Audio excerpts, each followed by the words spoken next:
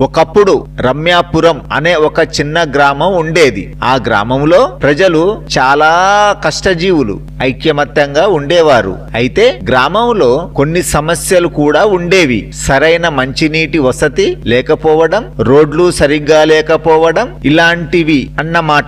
ఈ సమస్యను పరిష్కరించడానికి ఒక మంచి సర్పంచ్ అవసరం అని గ్రామస్తులు భావించారు. పంచాయతీ ఎన్నికలు దగ్గర పడ్డాయి. చాలా మంది అభ్యర్థులు పోటీకి నిలబడ్డారు. రవి అనే యువకుడు కూడా సర్పంచ్ పదవికి పోటీ చేశాడు. రవి తన గ్రామాన్ని అభివృద్ధి చేయాలనే బలమైన కాంక్షతో కలిగి ఉండేవాడు. అతను గ్రామంలోని సమస్యలను చక్కగా గుర్తించేవాడు. వాటిని పరిష్కరించడానికి తన ప్రణాళికలను ప్రజలకు తెలియజేసేవాడు. తను నిజాయితీగా, నిబద్ధతతో పని చేస్తాడని గ్రామస్తులు నమ్మారు. ఎన్నికల రోజు వచ్చింది. ప్రజలు